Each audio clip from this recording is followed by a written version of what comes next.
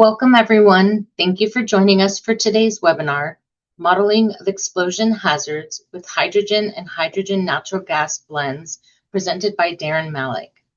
Darren Malik is a member of BakerRisk Blast Effects Group and is our Testing Operations General Manager based out of our corporate office here in San Antonio, Texas.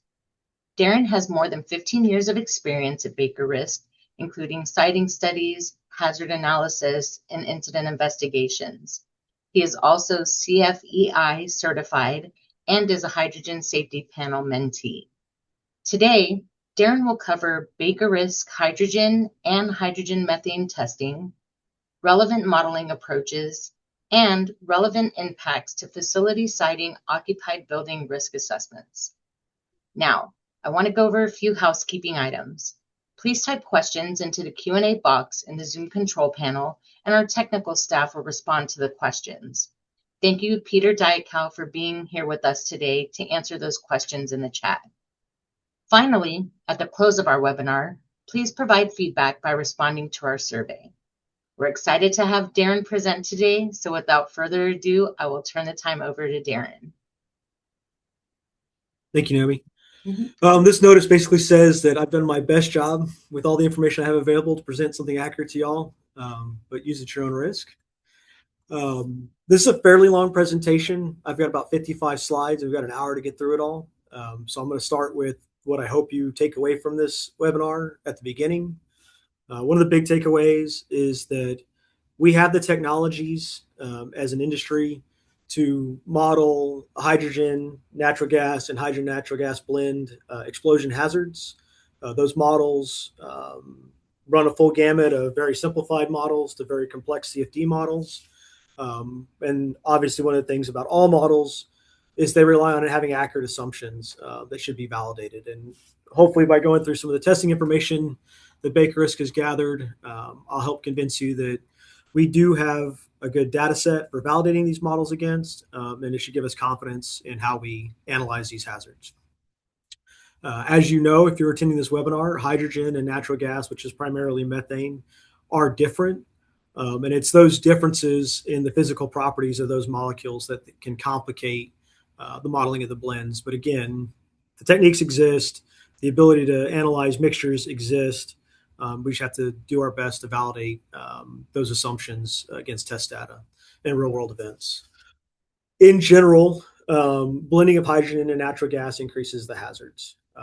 Hydrogen has a much higher laminar burning velocity. It's much more sensitive to ignition, and it produces more consequential events. That's not to say that hydrogen can't be blended into natural gas safely. It's just that in introducing hydrogen, you're increasing the potential consequences relative to a natural gas hazard, purely natural gas hazard. And then again, as I said, there is data already out there. People tend to think that hydrogen is a new phenomenon or that blending of hydrogen into natural gas networks is a new phenomenon. That's not exactly accurate. When we talk about town gas in the UK, there was a fair amount of hydrogen in that gas network previously. You just have to look for the data, and hopefully this will help expand your vision of what data is available to you. Again, given that we have a wide swath of people who may or may not be well-versed in explosion hazards, I will start with just kind of a high-level description of explosion physics. Then I'll talk about hydrogen, methane, and hydrogen methane blend mixture properties. And then we'll walk through testing that's been performed by BakerRisk, both for our own internal research and for external clients. That work has been published, so it's available for you to find. I've got references at the end of the presentation. And then how those tests and the engineering models that I discuss can be applied to modeling explosion hazards. And then I'll come back and try to wrap everything up with key takeaways again. Stepping into the high-level explanation of vapor cloud explosion physics. Before we do that, a good question is, well, what is an explosion? A definition that is given by the NFPA is that an explosion is the sudden conversion of potential energy, whether that's chemical energy, mechanical energy, or nuclear energy, into kinetic energy that produces and violently releases gases. Note here that this isn't tied to a specific combustion or reaction type. In fact, it's not necessarily tied to combustion or reaction at all. Per the NFPA definition, you can have an explosion when you overpressurize a vessel pneumatically.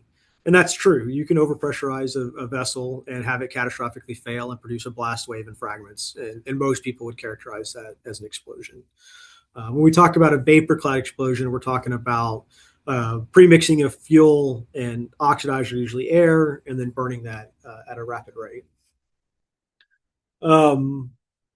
A thing for you to think about when analyzing any type of explosion hazard is how much energy, that's this y-axis here, is available in the system to participate in that explosion. And then the second thing is how quickly can that energy be released? And so if we pay attention to this bottom portion of the chart where I've got the birthday cake candle and the firecracker, those are about the same size and form factor, but they're fundamentally different in the way in the speed at which they release energy. So a birthday candle, I can ignite and I can hold it in my hands and it will release its energy over a matter of minutes. And I don't experience a hazard until the flame gets low enough to produce heat on my hand or dripping wax on my hand. Whereas the firecracker, when it's ignited, it releases energy very quickly. And if I'm holding it in my hand, I can cause damage to my hand. And so, again, you kind of have this, even though you may not consider yourself an explosion expert, you do have a kind of a fundamental understanding that the energy and the energy release rate matter. And the quicker the energy is released, the more violent the event is. This also applies to that pneumatic condition I described earlier. If I give this talk at my son's elementary school, I talk about a balloon or I demonstrate with the balloon. If I blow the balloon up and I let it go, it exhausts the air and flies around the room over the matter of 10 seconds, 20 seconds, but it's not loud and the balloon's still intact. If I blow that balloon up and I hit it with the needle, it releases that energy quickly and it makes an audible sound. So again, energy release rate matters. That's not to say if we shift over to looking along this axis that just because your energy is being released slowly, there's not a hazard. Obviously, a forest fire that burns thousands of acres is very devastating. So energy content matters as well. And then this upper right quadrant where you have a lot of energy being released very quickly is a catastrophic explosion. And one way we do that with a vapor cloud explosion is by increasing the congestion, the confinement, and the fuel reactivity of that vapor cloud explosion. And we'll talk through those terms here on subsequent slides. But at its core, a VCE or a gas explosion is a self-accelerating combustion event. So you disperse your flammable cloud, you ignite it. The act of igniting it allows it to burn, which expands the cloud further, which creates turbulence ahead of the flame. And if there's congestion or confinement that further increases the turbulence of the flame, then you drive up your energy release rate. And again, talking from that prior slide, energy release rate is one of the key things to think about when analyzing a hazard. And so I'll use some qualitative terms here that you have a vapor cloud explosion if the combustion event is fast enough, versus if you just have a slow combustion event, that would be termed a flash fire. And so in a flash fire, the primary hazard is the thermal exposure to personnel and equipment. In an explosion, the primary thing is, well, you've got an overpressure that's loading things. And overpressure and impulse, which is the area under the pressure wave, are a function of both the flame speed, that's how quickly we burn, and the explosion energy, that is how much of the flammable cloud contributes to that explosion. All right, so I'm going to demonstrate these concepts to you in a couple of quick videos. I need to mute myself so that the video audio will play through. But both of these rigs are the same size, about 1,300 cubic feet, and they're both contain a propane air mixture at about stoichiometric concentration. One of them does not have congestion, that is, it doesn't have any piping inside to increase turbulence of the event, and the other one does. And again, I'll play these and then I'll come back on.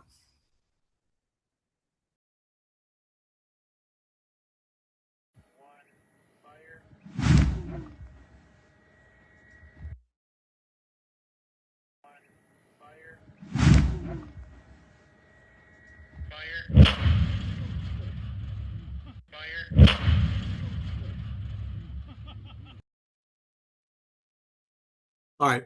So again, same volume, same total energy in the system.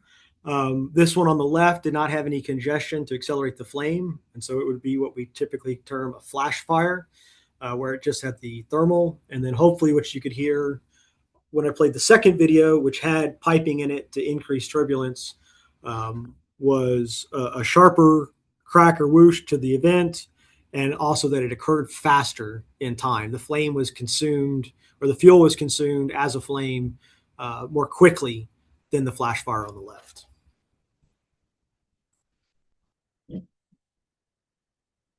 All right. So in addition to congestion, which was the amount of piping that was in there, the other thing you can do is confine it.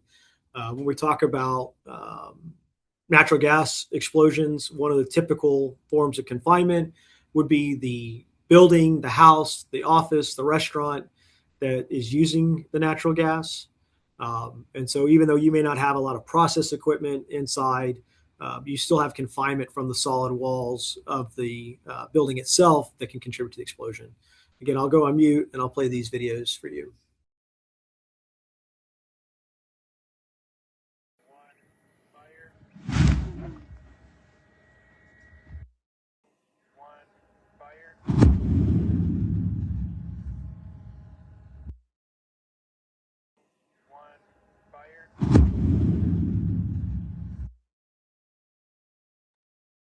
All right.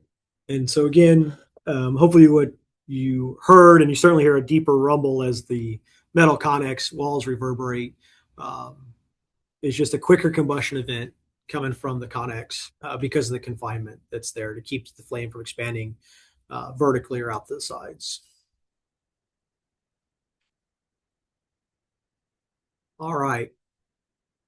And now I'm going to show you the impact of hydrogen. So this rig here has got propane air in it. It's the same video as you've seen previously. This rig is smaller dimension. It's 6 foot by 6 foot by 6 foot, or about 2 meters by 2 meters by 2 meters.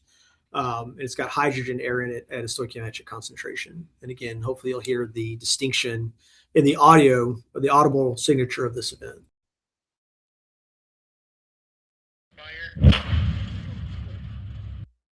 Fire.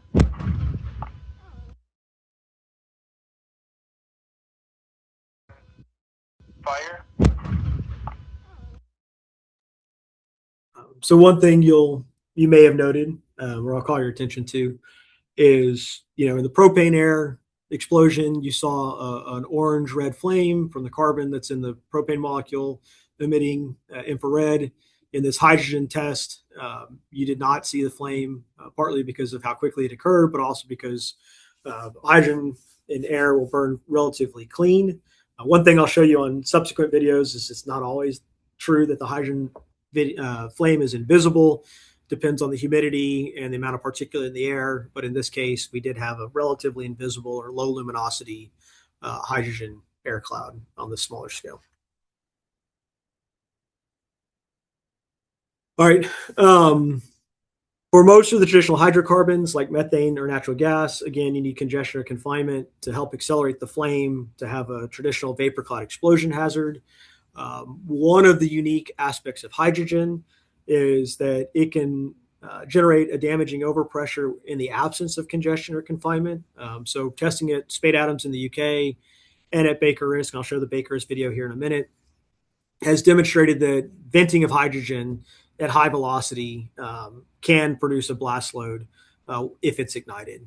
And so again, what I want you to take away from this is traditional hydrocarbons, traditional natural gas infrastructure, you're needing to accumulate a flammable cloud in a congested and or confined environment. But with at least pure hydrogen, you don't need congestion or confinement. The turbulence of the release in and of itself produces sufficient energy release rate, a sufficiently high energy release rate to generate damaging overpressure.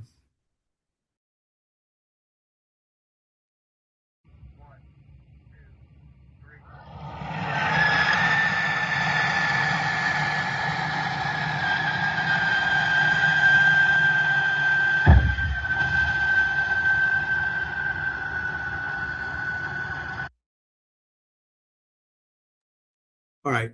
So again, what we had there was hydrogen going out of vertical vent stack. It flowed for about 5 or 6 seconds, and then BakerRisk introduced an intentional ignition source.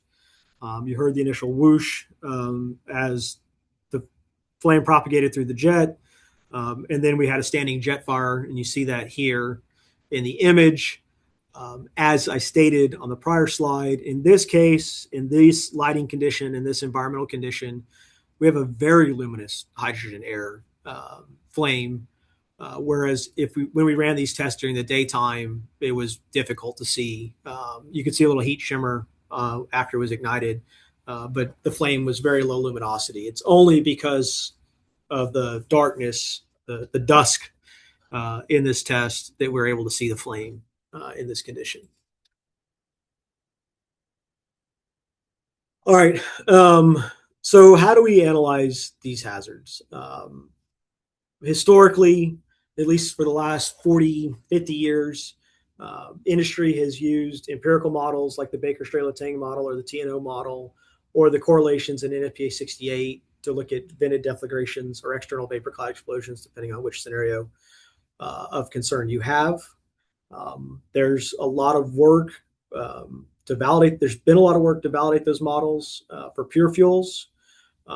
And more recently, and I wouldn't say exclusively, but more recently in the last 10 years, there's been a fair amount of work to explore those models with, or specifically for hydrogen and natural gas blends. Moving past those kind of back of the envelope or quick spreadsheet empirical models, there are existing commercial software packages like BakerRisk SafeSite or fast modeling suites that can do the simplified dispersion and explosion analyses. And then there's obviously more complex CFD-like models with respect to FLAX and KFX. At the end of the day, all of these models over here on the right-hand side have some means of accounting for the congestion and confinement of the explosive volume, as well as the reactivity of the fuel. So the laminar burning velocity or the burning velocity of the fuel that helps capture that energy release rate.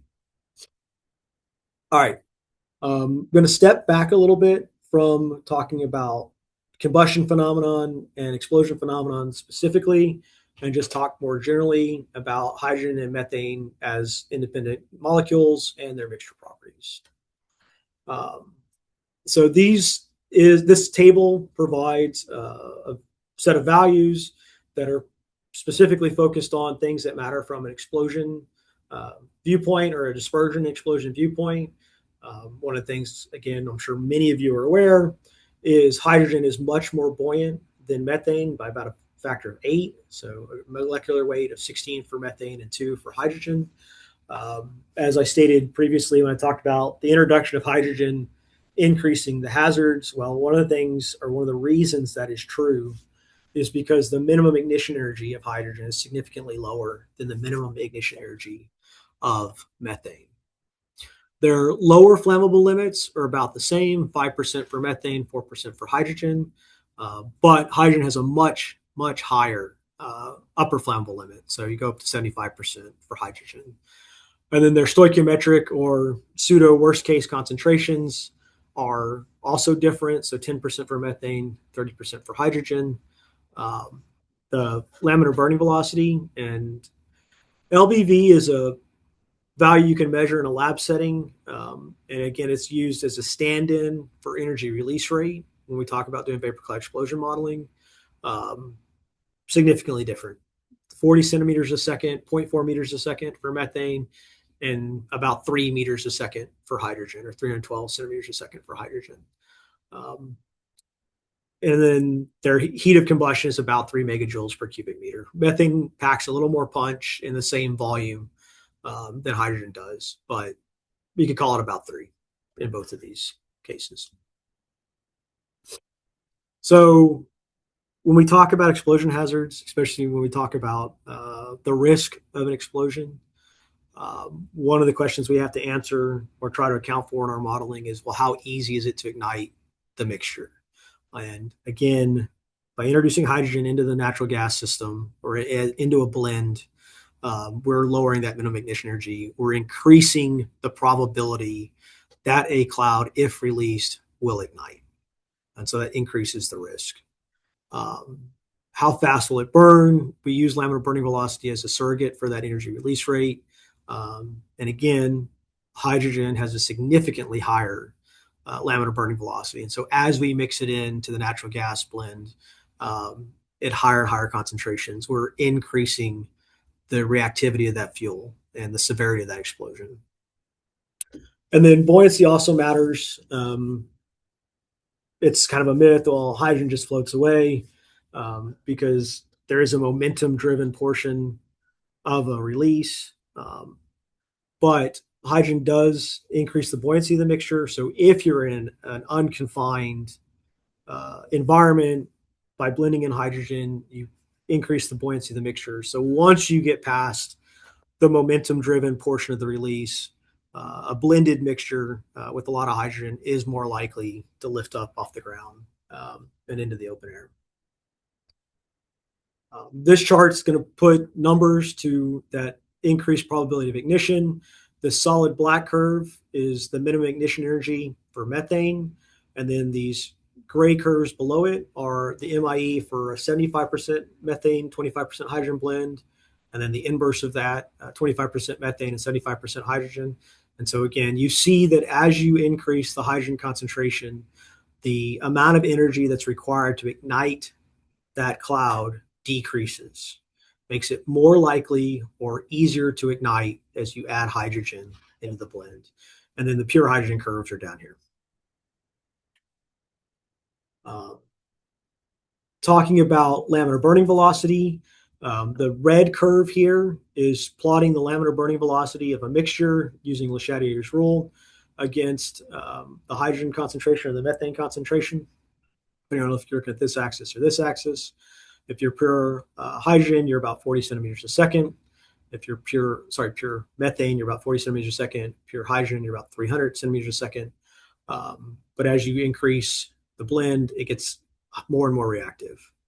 Another thing I'll point out, just to point it out, is we talk about blending in hydrogen at about 15 to 20% hydrogen by volume to reduce CO2. But what this blue curve is showing is, well, you're only really decreasing your carbon emissions by about 5%.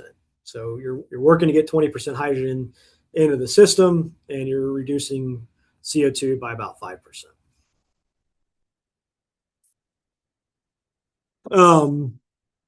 Talking about buoyancy, we've already talked about the molecular weights of those two molecules, so I'll jump over to this icon over here. There seems to be some thought that hydrogen and methane blends will unmix. This violates some fundamentals of thermodynamics. It violates our own understanding of the world. Argon's much heavier than nitrogen and air. We're not sitting in the argon layer right now. So when gases are mixed, they'll stay mixed, at least over a period of time that we care about. And so we've had people ask about doing work, or, oh, let's make a really long pipeline and see how much the hydrogen concentration increases at the top end of the pipe versus the bottom end of the pipe. That's just not a good way to think about it. Industrial gas companies rely on diffusion to mix gas mixtures in bottles. Those hydrogen molecules want to be everywhere at once, and they're going to mix in the volume. So they're going to mix. When you release them, they're going to stay mixed. If you have a really low momentum release, so you're just barely weeping out of a valve or past a gasket, if you have a molecular weight that's lower than that of air, it will tend to rise and accumulate at high points in the structure. You can use that to your advantage if you install cupolas and areas where the gas can rise up to and then be vented from the building. You can certainly use that to your advantage, but understand that you're relying on a relatively low momentum release. Again, if I have a very high momentum release, I'm going to push that gas through the velocity of the release before buoyancy has a chance to take over. When I talk about this to others, I use the inverse. Water is way more dense than air, but we've all seen water fountains. We understand that momentum matters, at least initially. And so, again, if you hear someone say, oh, well, that'll just float up to the top, well, that depends on the pressure and the hole size of the release. Because if you have a high pressure release, the momentum of that release is going to dominate the formation of the flammable cloud for some significant distance. And then, yes, eventually buoyancy will take over. But do not just hand wave that buoyancy is going to save you because your blend is lighter than air. And then finally, as shown in that slide and kind of talked about it within literature, if you do about 20% hydrogen and methane, then it's going to look a little bit more like a methane combustion event, and it's going to be more buoyant than methane. All right, now to the fun stuff. So I'm going to show you a series of test programs where BakerRisk looked at the blending of hydrogen into natural gas or methane as a surrogate for natural gas. This first set of tests is using our deflagration load generator. It's a 5-sided structure with only one side opening to vent, and we seal that with plastic. And then we add congestion by vertical pipes inside the test rig. I'm going to show you a comparison to ammonia. I know that's not in the title of the webinar, but it turns out that this about 10% hydrogen air blend has a similar laminar burning velocity to ammonia. And so it's just interesting to see that comparison. And then we'll step up in hydrogen concentrations. Should be about halfway to methane, propane, and then this is closer to the propane mixture. And this is just demonstrating that the concentration of hydrogen matters. This is not anything blended. These are pure fuels for these tests. So this is the ammonia test. And again, I need to mute.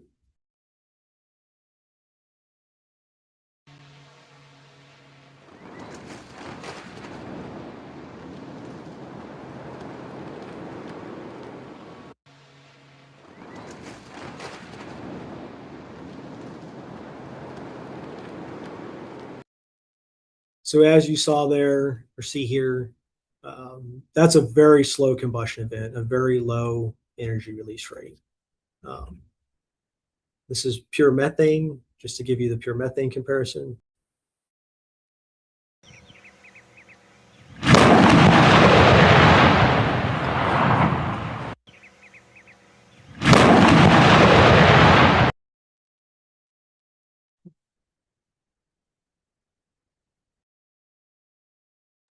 And then jumping back, or jumping to just a pure hydrogen air cloud, but about 10% hydrogen. All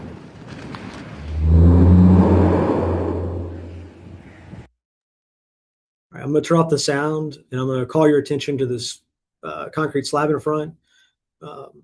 You'll see the density gradient as the sunlight's coming through. But again, very low luminosity flame. You do get a little bit of shadow from the combustion event. This is 13% hydrogen in there.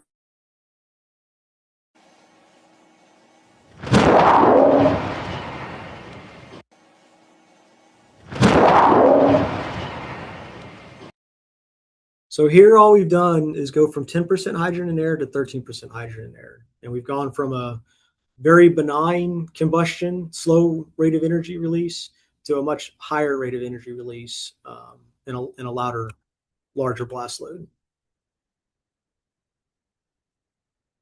Going to 16%. So again, just a little 3% jump in hydrogen concentration.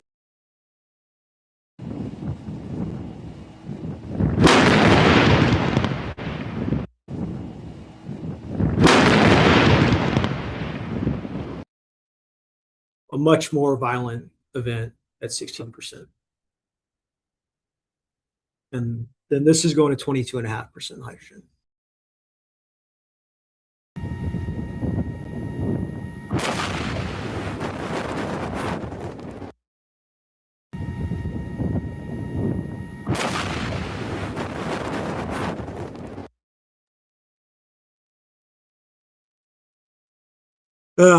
So this slide shows average internal pressure within that test rig and average internal impulse. The trends are the same across both pressure and impulse. Our very lean 10% hydrogen air cloud is similar to ammonia in that it's barely measurable, discernible. as we step up in hydrogen concentration, we get larger and larger pressure and impulses, blast loads that are being generated. 16% hydrogen looks like the methane event. So that's 16% pure hydrogen in air, and then stoichiometric methane in air are about 8 psi-ish, or 275 psi milliseconds on impulse. I didn't show the propane event, but propane is on this chart just for comparison. And then if we get to 22, I showed you a video of 22.5% hydrogen. Then we can get into a deflagration detonation transition. The pressures on that 22.5% hydrogen air test were about 150 psi, 10 bar-ish pressure inside the rig, with the significantly high impulse as well. So again, that set of videos was just meant to show you that hydrogen concentration matters when we talk about pure fuels. And really lean concentrations, it's not as big of a blast hazard, but small steps, small changes in hydrogen concentration can produce 3-4x jumps in the blast loads. One of the key takeaways from those tests is that deflagration venting for very lean hydrogen concentrations is probably practical. So if you can keep your well-mixed concentration of hydrogen down around 10%, then deflagration venting, explosion relief panels is probably a credible strategy. As you step up to higher concentrations, 10, 12, 13, 16%, then those blast loads are going to be higher. Deflagration venting is still a good idea, but you probably need to do structural strengthening of the enclosure as well. And then once you get much above 18% hydrogen, then it's a problem, because you're in that regime where you could start generating about 10 bar, 150 psi over pressures, and that's a very stout structure you would need. Or you need to do something to prevent yourself from getting to those concentrations. All right, so now we're going to step into some unconfined vapor cloud explosions. I'm going to mix and match a couple different test programs. This first set is going to show you an ammonia air cloud. I don't need to mute because it's not very exciting, but you'll see the flame basically crawls across the rig at a speed that you could walk or run from. And I will mute for this one.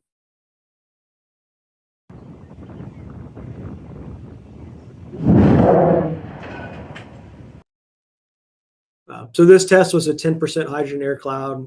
It was a little bit faster than the ammonia, but it did not produce any meaningful overpressure. So again, similar to what we saw with the confined and vented test, if you're in that 9-10% hydrogen air mixture, it's not all that exciting. The next set of videos were done for a specific commercial client who was looking at blending of methane and hydrogen at their site.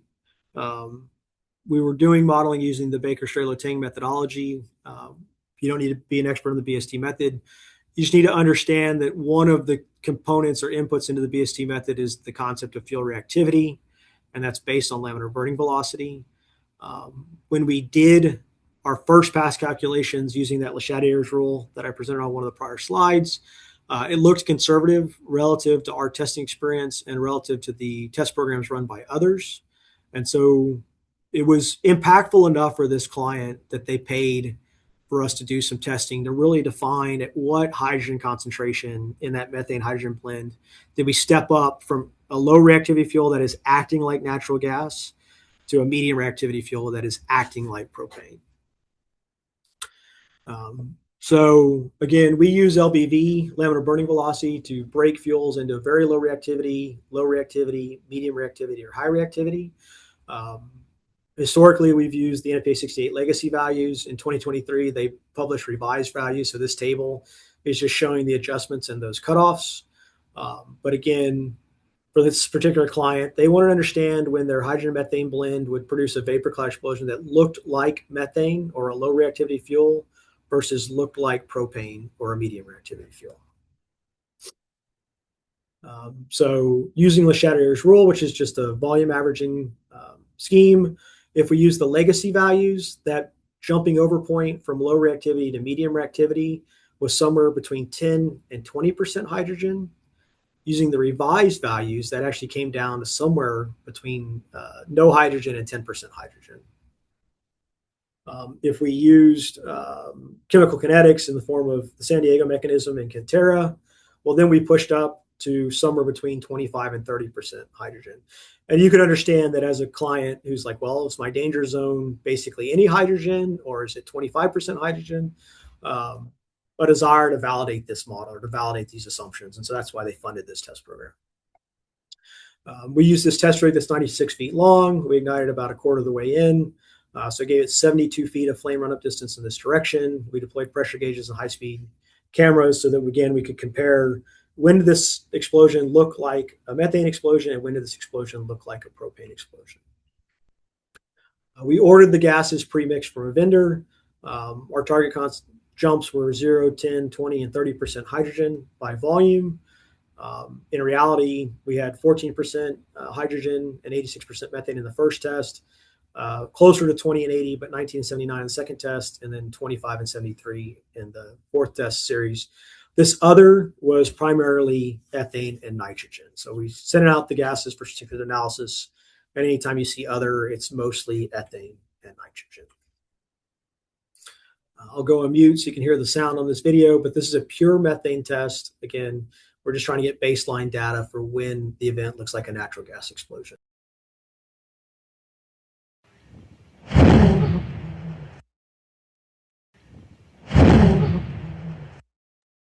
So even though that was pure methane, it was still faster than the 10% hydrogen air test. You could hear it. It was moving pretty quick, but we did not cause any damage to the test rig. Jumping over to the what was supposed to be 10%, but ended up being 14% hydrogen blend.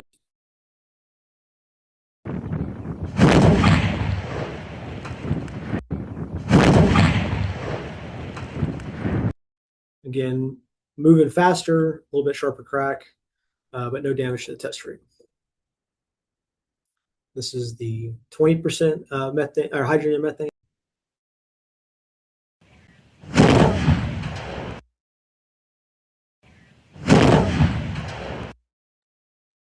In this test, the flame was moving appreciably faster. I'll have charts showing flame speeds coming up.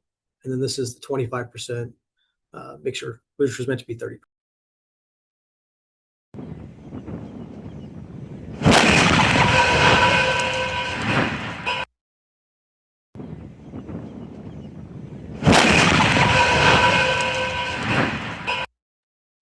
All right, and then what you see there is now we're moving fast enough to cause damage to the rig. We ripped out about a quarter of the congestion due to the overpressure and the violence of that explosion.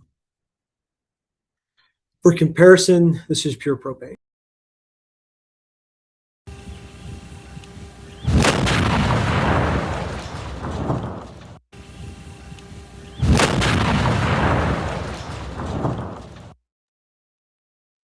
You don't get the satisfying sound of steel banging on the concrete in this test, but you do see we've damaged the rig again. For the hydrogen, the 30% hydrogen blend, we took out about this quarter of congestion. Here we've taken out about half of the congestion. So the propane's a little bit more violent than the 25% hydrogen blend. But from a qualitative perspective, that 25% hydrogen and methane blend is about the same as the propane test, or we stepped over that low reactivity to medium reactivity line. So now we'll look at the data again, or just to call your attention to it. The black line here is the pure methane baseline test that was run. And then the blue and green are the 10 and 20% hydrogen and methane blends. Qualitatively, they're bouncing around the mean of the methane test. The two red lines are the tests that were run with 25% hydrogen in methane. You can see that at about 30 feet, they continue to accelerate, whereas the lower blends just kind of get into a steady state combustion flame speed. And then the pink curve here is that pure propane. And so again, we see a grouping of the data. So less than 25% hydrogen, we're looking like methane or natural gas. 25% or greater hydrogen, we're looking more like propane, which was the purpose of the program. So what did we learn from this test program was we have the using the NFPA 68 laminar burning velocities and Le Chatelier's rule was conservative. The chemical kinetics model implemented in Cantera gave us a better estimate of when we'd step into that medium reactivity range. We do acknowledge that you could test LBVs in a lab for any blend that you wanted. It's just that that's more expensive than just running Cantera. For those of you who are like, okay, just tell me the punchline. BakerRisk has published a paper that said, hey, up to 20% hydrogen is going to look like natural gas. I know I said the cutoff was kind of 25%, but we recognized that the scale of our testing was not the end all be all. You could certainly run larger scale tests and maybe see slightly different results. And so we thought it was prudent to put our cutoff at 20% hydrogen and say, hey, if you're up to 20% hydrogen and methane, that looks like natural gas. If you're more than 20% hydrogen, that looks at least like propane. And then if you're very inquisitive and sharp, you say, okay, well, that's where the low to medium jump is at 20%. What about the medium to high jump? We did not do that test program. It's something I would like us to do. Le Chatelier's rule would tell us somewhere around 55% hydrogen and methane. And then that peg point has been validated by some work done in the UK by Low Smith that's said they saw a deflagration detonation transition in a 50-50 methane hydrogen blend. So BakerRisk does not have a definitive cutoff from the medium to high perspective, but there is data out there that suggests somewhere around 50% hydrogen and methane is when you would get into a high reactivity categorization. All right, we're doing all right on time. So I showed you a bunch of tests and talked about how those can play into validating explosion models. What does that mean for studies? I showed you a video about a turbulent hydrogen jet explosion. I'm going to play one more video just to try to drive the point home. Just because you're venting hydrogen up into the air does not mean you will not generate explosion overpressures. There are models to look at the turbulent jet explosions, and I'll talk through those in a minute. But remember that. Just because you're not in congestion confinement doesn't mean you won't have an explosion if you've got pure hydrogen.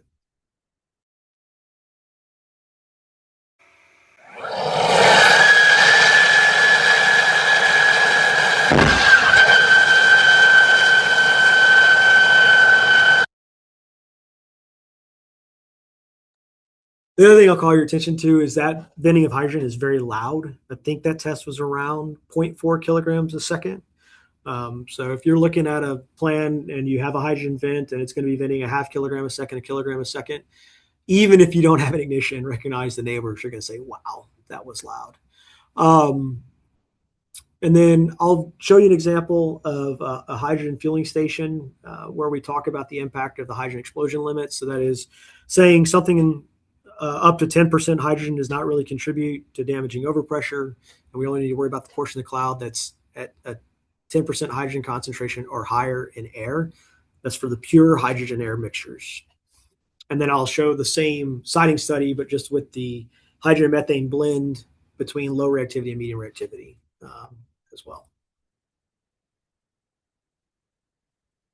So I showed you two videos of turbulent hydrogen jet explosions. BakerRisk has done work in this area. We demonstrated that Flax has the ability to match the existing data about 10 years ago, 12 years ago. We've done some additional work with Air Products.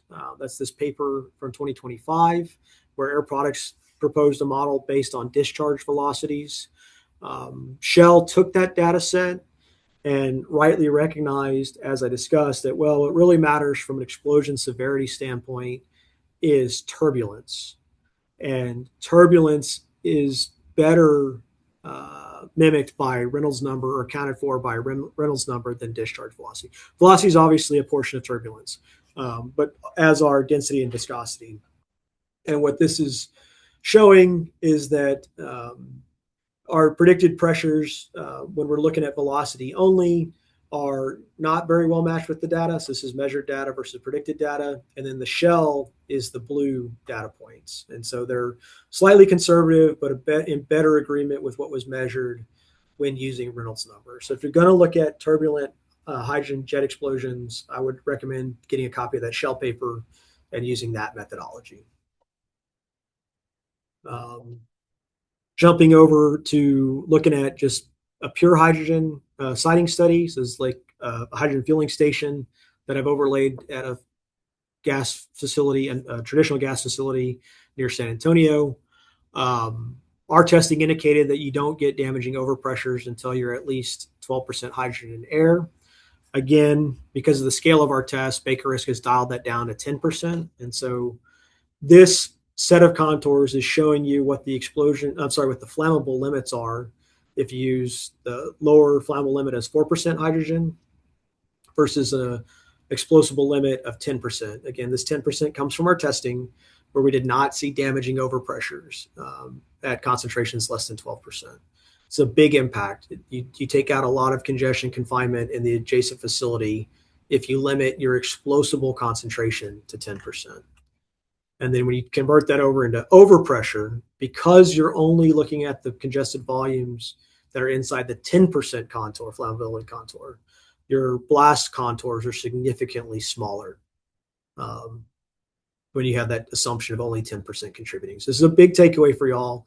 Pure hydrogen releases only look at the explosion overpressures where you have hydrogen concentration greater than 10%. It will dramatically reduce your standoff distances.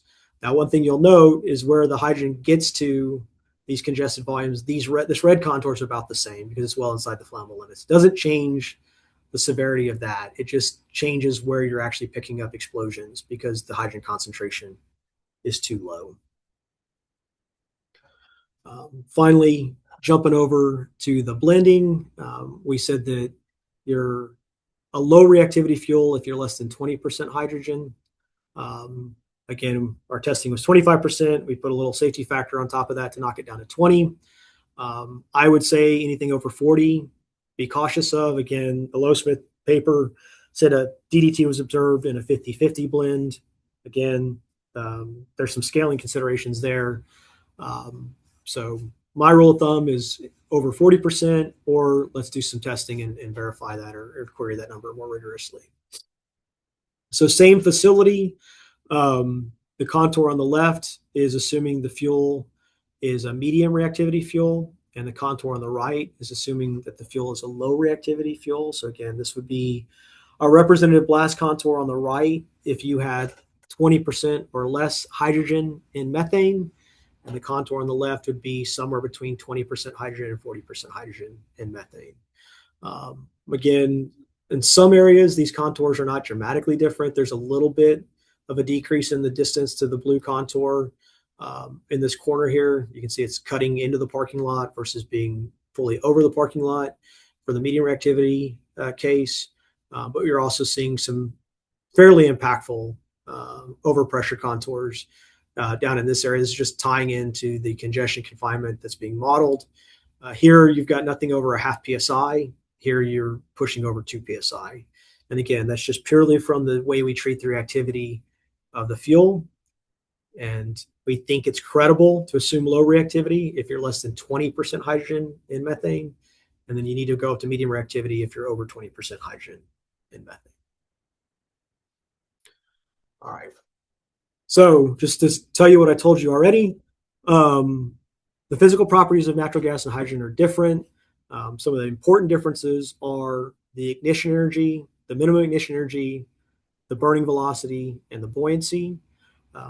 As you blend in hydrogen into methane, you're going to decrease the ignition energy and increase the burning velocity. Those are more consequential events, is what that translates to. You are going to gain a little bit of buoyancy. The increase in buoyancy is not a silver bullet. You don't get to say, oh, I've got a lot of hydrogen in this blend, it's just going to float away, because again, momentum matters. If you have a high pressure release, you're going to have a lot of momentum and you're going to push the cloud. And so you don't get to just hand wave buoyancy. But it is a positive impact of blending in hydrogen as you do get some more buoyancy. I showed you some videos where we looked at validating our explosion models. I didn't explicitly go into the validation of those models. That can be looked at in the papers or through other means. But a key takeaway is if you get the reactivity right, you can do a good job of modeling vapor cloud explosions using existing models. And we have a data set with which to validate those models. And finally, maybe the thing y'all care about the most is if you stay below 20% hydrogen and methane, then you're going to look a lot like a natural gas explosion. From a consequence perspective, if you talk about from a risk perspective, recognize you are going to pick up a slightly higher probability of ignition because you're decreasing the minimum ignition energy. All right, Naomi? Yeah, thank you so much, Darren. I'm going to go ahead and ask some of the questions that did come up during the presentation. And just as a reminder to our attendees, if you haven't already done so, be sure you're typing those questions into the Q&A box in your control panel. So first question, and I know you just touched base on it a little bit, but aren't hydrogen VCs non-credible because hydrogen floats away? Yeah, that's a fairly pervasive myth that I think the industry is starting to walk away from. But Baker has published a paper back in 2005 about are unconfined hydrogen VCs credible, and the answer is yes. There is a wealth of data from work done by NASA, from actual VCEs. So the Silver Eagle refinery, I believe in Utah, had a hydrogen vapor cloud explosion. Again, people latch onto this idea, oh, hydrogen's so light it just floats away. But again, depending on how you're releasing it, there's some momentum driven portion. If there's any confinement, it may be confined. You can't just hand wave it. There's too much data in the literature about hydrogen explosions to hand wave it away. It can happen. Gotcha. Thank you for that. Another question is, doesn't hydrogen spontaneously ignite, thus making delayed ignition or VCs non-credible? Again, that's a little bit of a myth.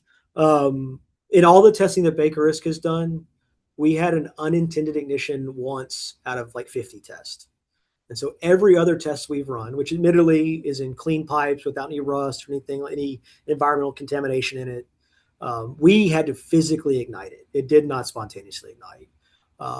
And so I know there's a lot of variability in the assumed ignition probability, depending on people's experience and kind of well, is it leaking out of a gasket? Is it coming through a smooth bore? Yada, yada, yada. But again, there are real incidents in the world. There was the hydrogen fueling station in Norway that had an explosion. You can argue about the probability of ignition, but you certainly need to account for delayed ignition because there's just, again, events in the real world we have to deal in reality. Yeah. Can you provide some feedback on what additional work should be done related to hydrogen and natural gas blends? I mean, I'd like to see us do that 40-60 blend, 50-50 blend work. I also know that getting out of the explosion consequence analysis side, there's just material compatibility concerns. What hydrogen concentration can you put in the existing natural gas network before you start increasing your leaks, before you have material embrittlement problems? And so I think the industry should continue to explore that further before we just dump certainly anything more than 20% hydrogen into the blend. Gotcha. Are there any hazards that are specific to green hydrogen that are different than gray or traditional hydrogen? From a physical perspective, my answer is no. The molecule doesn't know if it came from a steam methane reformer or an electrolyzer. But BakerRisk did work for a joint industry program called the Explosion Research Cooperative. And one of the eye-opening findings was that less than 5% or less than 10% of hydrogen is generated from electrolysis currently, but half of the fatal incidents that have occurred in the last 50 years were from electrolysis. And I'm not exactly sure why that is, if it's because those systems are smaller and people are more comfortable with the hazard. But that's crazy that half the fatal incidents occur from less than 10% of the hydrogen generation. And so I would certainly make that a bonus takeaway is green hydrogen electrolysis, smaller scale production methods are not necessarily inherently safer, because when we have big industrial production, the people are pushed away. We understand that we need blast resistant control rooms and FRC clothing and things like that. We bring it into the lab space or the ISO container, Connex type scale, and suddenly people just feel like it's okay to be standing 3 feet from a flammable environment. Um, and so that was eye opening to me, is that electrolysis from a fatal incident perspective was way overrepresented in the data.